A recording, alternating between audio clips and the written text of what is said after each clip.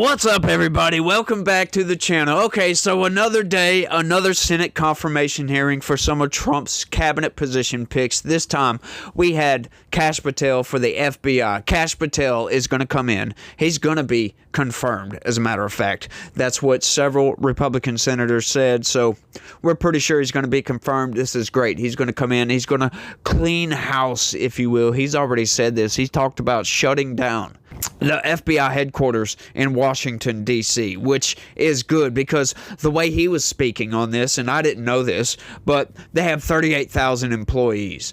Over a third of those employees work at out of that Washington, D.C. headquarters. A third of the FBI employees are located centrally in Washington, D.C. That's insane.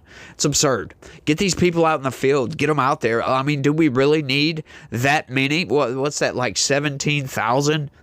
18,000? Something like that? 17,000 employees for Washington, D.C.? Are you freaking kidding me? This is nuts. But we love Kash Patel around here. He's going to come in. He's going to... And Democrats were whinging. These Democrats have shown in these past couple of days, they're just outright psychotic. They are simply psychotic. And the corporate press, they're just running right along with it. Check this out, y'all. Let's get into this right quick, because Trump's FBI chief pick, Kash Patel, insists he has no enemies list and won't seek retribution. Now, I wonder why they would frame the story in such a manner. That's because that was the single objective of Senate Democrats this afternoon was, do you have an enemies list? Are you going to go after Kamala Harris? Are you going to go after General Mark Milley? That's all they seem to be asking in their psychotic rantings on the Senate floor or in the Senate Judiciary Committee.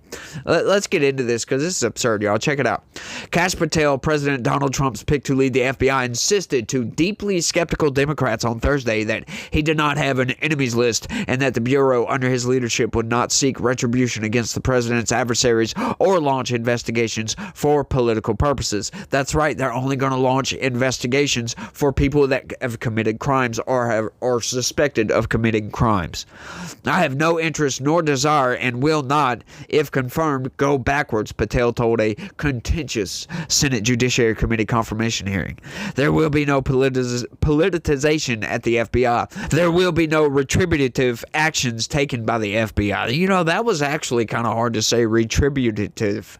Couldn't even say it again. I'm surprised I said it right the first time. The reassurances were aimed at blunting a persistent line of attack from Democrats who, throughout Thursday's hearing, confronted Patel with a vast catalog of his incendiary comments. Yeah, he said a lot of stuff that pisses Democrats off. Why? Because these people just have been running amok for the past 4 years, committing crimes, weaponizing the federal government, politicizing the federal government, and we've been over here like, hang on, what's up with this weaponization? What's up with all this politicization over here? Well, something needs to be done about this. How about let's go after these conspirators and these criminals? So he says stuff like this, and Democrats are like, oh, God, he's going to come after us. We better go after him first and make sure he doesn't. That's what it sounded like, to me at least. But, once again, I'm just a biased guy over here. I just pay attention to politics. I read news. That's what I do. So, maybe I'm a little bit informed. Maybe I'm not. I don't know. But we've seen a lot. We've seen a lot of weaponization, a lot of politicization, which I'm still having trouble saying for some reason. Retributive. There is an unfathomable difference between a seeming facade being constructed around this nominee here today and what he has actually done and said in real life when left to his own devices, said Senator Sheldon Whitehouse, a Rhode Island insane Democrat. His colleague, Senator Amy Klobuchar from Minnesota, later added, "It's his own words. It's not some conspiracy. It's what Mr. Patel actually said himself." Yes, he did say those things. He did say he's going after the deep state. Donald Trump, that was one of his campaign promises, was to obliterate the deep state. We're going to get the bad actors out of the federal government, and this is what they're going to do. And the Democrats, they're trying to grandstand upon, oh, you're going after civil servants who wake up every day and go to work and serve this nation. Yeah, no, they don't serve this nation. They undermine democracy. They undermine freedom. They undermine the Constitution. They undermine civil liberties, for crying out loud. And we're tired of it. The American people have spoken. So, Senate Democrats, you can shut up, sit down. You're being put on notice, right? Because anybody that votes against all of these nominations, y'all are going to get primaried. And you might win. You might lose, though. That's the thing, and that's the problem with Senate Democrats. Well, House Democrats as well, just Democrats in general, right? Like, there are good Democrats out there. I'm not saying there's not. I'm not going to speak badly about all of them. But, the Democrats, they have this establishment problem, if you will, that the establishment is still in control of Democrats. So, yeah, there's a problem there. There's a major problem there. They think they're untouchable. They absolutely think that. They think that they've been put in power by the people to just do whatever the hell they want to, it seems like, while also grandstanding and pointing fingers at others. Now, Republicans do this too. I don't like Senate Republicans very much either. But at least they're going to vote for Donald Trump's cabinet picks, which is a good thing because we need to get these people, we need to get the federal government cleaned up. It has been far too one-sided, if you will. Politicized, weaponized, just rooted against the American people, it seems like, is where they're coming from. Patel defend himself by insisting that Democrats were putting his comments and social media posts in a grotesque context. He said the suggestion that he had an enemies list, a 2023 book he authored, includes a lengthy list of former government officials he says are part of the so-called deep state, was a total mischaracterization. Yes, that is an enemies list, as a matter of fact. It is people that don't work for the government anymore, that have possibly committed crimes that maybe we should investigate. People like, I don't know, Hillary Clinton.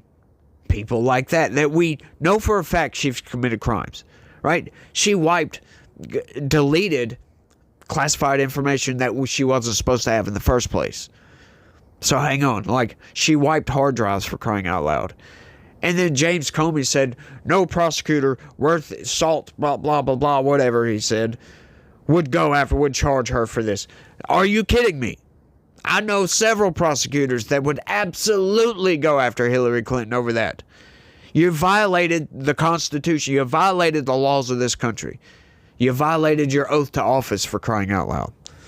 But, hey, it is what it is. The only thing that will matter if I'm confirmed as director of the FBI is a de-weaponized, depoliticized system of law enforcement completely devoted to rigorous obedience to the Constitution and a singular standard of justice, Patel said.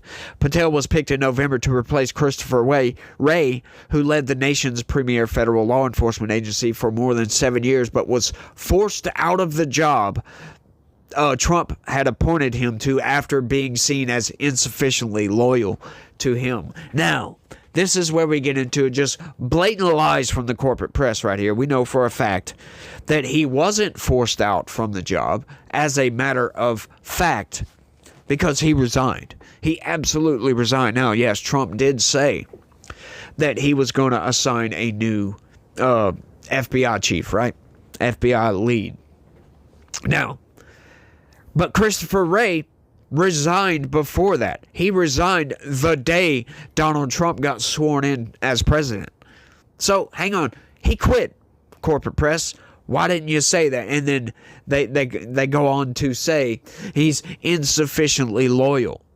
No, he's an outright deep state actor that could care less about Republicans because his department, as a matter of fact, has been weaponized against Republicans, against the American citizens. As a matter of fact, Democrats and Republicans alike, left-leaning, right-leaning, but mostly right-leaning, right? I mean, for crying out loud, they tried to put informants in the Catholic Church.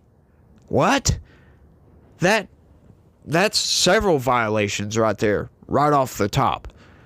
Not only that, but they also are part of the problem with backdoor access to social media to get people's political speech deleted, get people banned off of these social media platforms.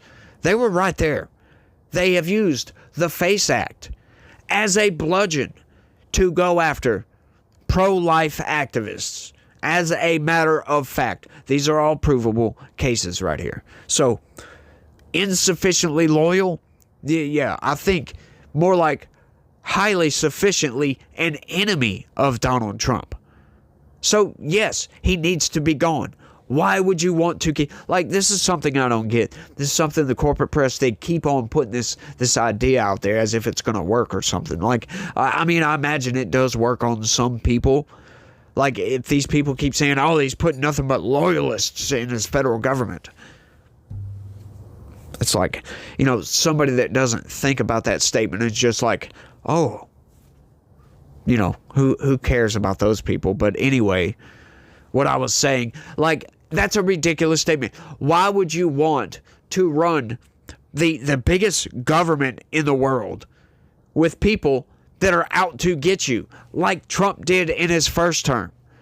People actively undermining, subverting democracy, subverting the rule of law, subverting the president's agenda, for crying out loud. The people vote for the president, so his agenda is what the people want, as a matter of fact. So when you subvert that, yeah, that means you're acting in defiance of what the vast majority of the country wants.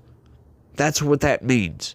And these people, they try to use this, oh, he's just putting loyalists in there, blah, blah, blah, blah, blah. It's all absurd. And it's all just manipulation by the corporate press and Democrats. But Republicans do that kind of stuff too.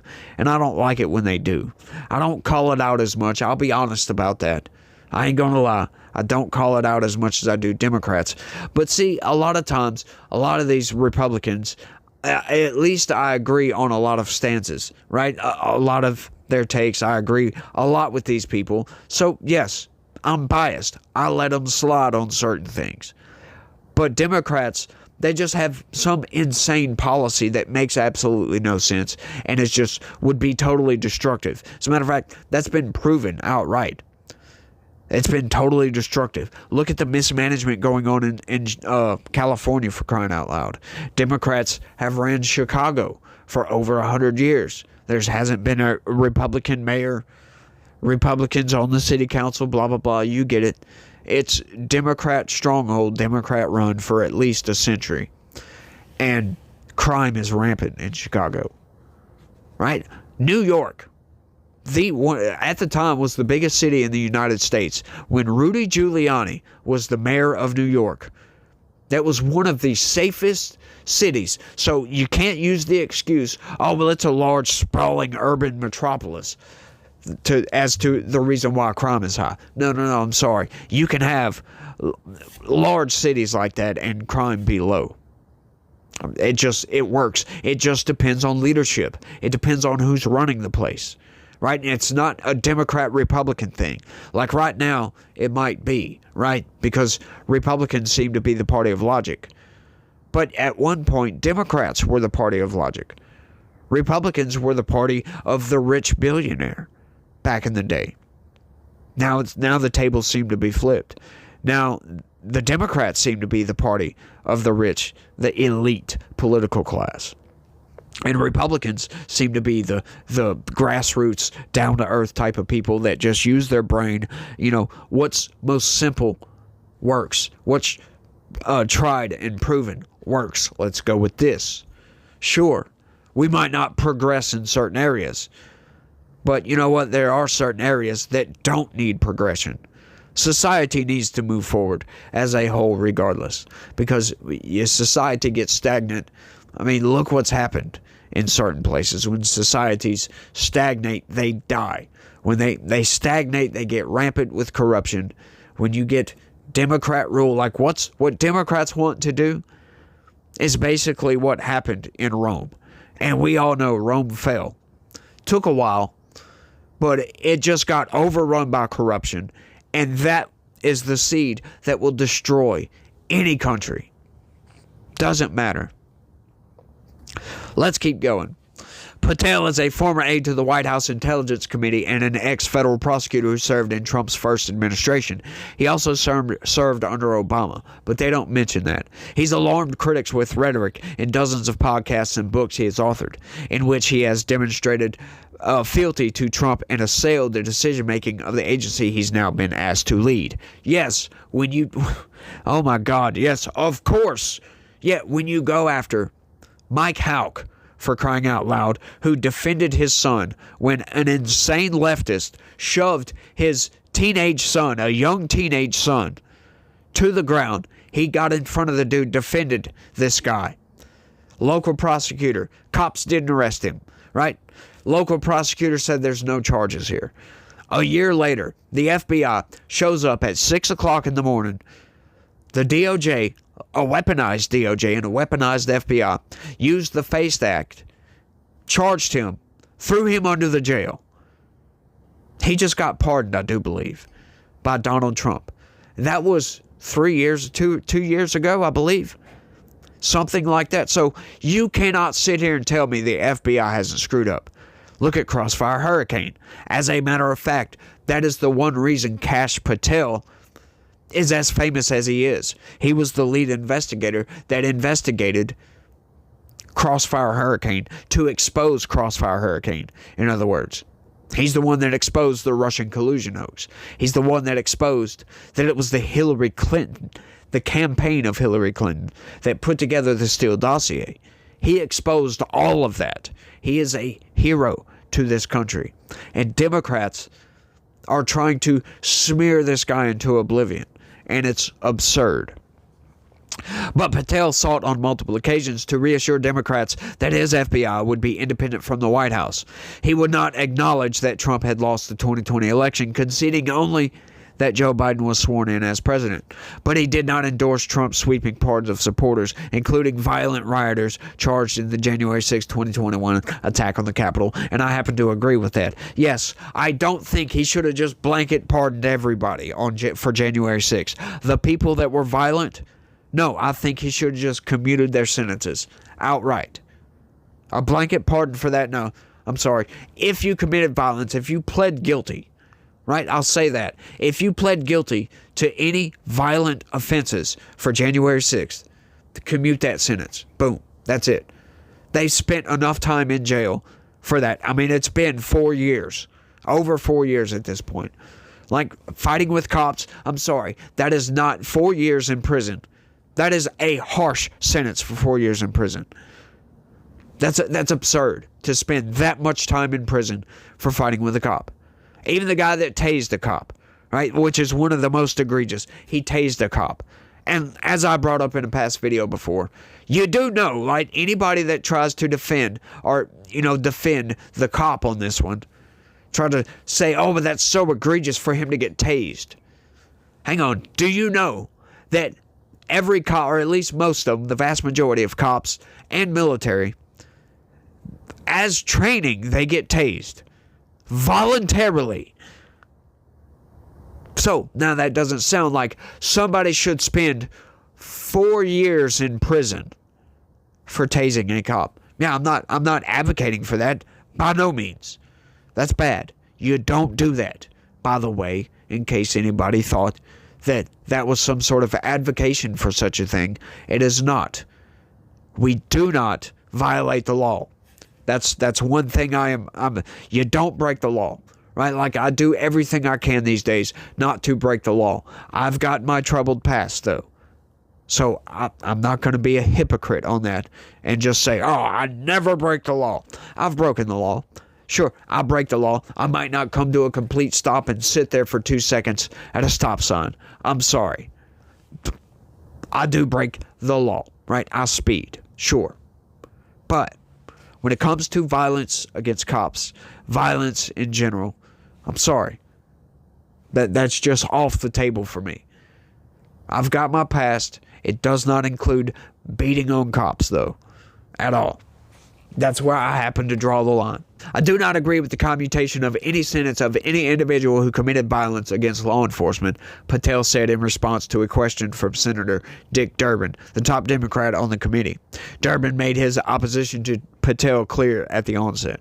Durbin said the FBI is critical in keeping America safe from terrorism, violent crime, and other threats, and the nation needs an FBI director who understands the gravity of the mission and is ready on day one, not someone who is consumed by his own personal political grievances. Well, you're not talking about Patel, are you? Patel pledged, if confirmed, to be transparent and said he would not involve the FBI in prosecutorial decisions, keeping those with Justice Department lawyers instead. First, let good cops be cops, Patel wrote in outlining his priorities. Leadership means supporting agents in their mission to apprehend criminals and protect our citizens. If confirmed, I will focus on streamlining operations at headquarters while bolstering the presence of field agents across the nation. Collaboration with local law enforcement is crucial to fulfilling the FBI's mission. Patel found common cause with Trump over their shared skepticism of government surveillance and the deep state, a pejorative catch-all used by Trump to refer to government bureaucracy. Yeah, but it's not just bureaucracy. It's much deeper, much more widespread than that. He was part of a small group of supporters during Trump's recent criminal trial in New York who accompanied him to the courthouse, where he told reporters that Trump was the victim of an unconstitutional circus. That close bond would depart from the modern-day precedent of FBI directors looking to keep presidents at arm's length. So what? Who cares about that? Republican allies of Trump who share the president's belief that the FBI has become politicized have rallied around Patel and pledged to support him, seeing him as someone who can shake up the bureau and provide needed change. And I totally agree with that. Kash Patel's going to come in and he's going to crack some heads. He's going to seek out these bad actors, these deep state actors, because it's not just bureaucrats, right? The deep state is a loosely defined term. Sure, I'll give them that, right? But it's more deep state actors, right? So it's people, bureaucrats, generally speaking, but it's not necessarily bureaucrats, right? Because some political appointees can be deep state actors as well, but it's people that subvert democracy for their own agenda, for their own means, for whatever they want, who act selfishly for selfish reasons to try to twist the Constitution, twist the government, to bend the government to its will, to try to twist the law to its own will. Kind of like what Joe Biden was doing. So yes, Joe Biden was a deep state actor, in my opinion. That's kind of my definition for it, right? Anybody who is not legitimate in their work, who is not diligent in their work, somebody that does not have the American people at heart in their mind when they're doing their job, somebody just selfish people that once again bend the Constitution to their own will.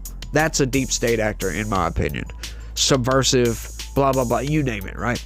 But I think Kash Patel is going to be confirmed. It's almost a certainty. He's going to clean up the FBI, and it's going to be great. And I love just seeing the psychotic nature of Senate Democrats this afternoon. It was on full display. Now, Tulsi Gabbard had her confirmation hearing as well. I didn't get to see that one, so I'm not sure. I can't really inform you on that one, but it is what it is. And I'm running long, y'all, so y'all let me know what y'all think about all this down in the comment section. That's all I got on this one. I want to thank everybody for watching, and y'all try to have a good day. Stay legitical. Peace.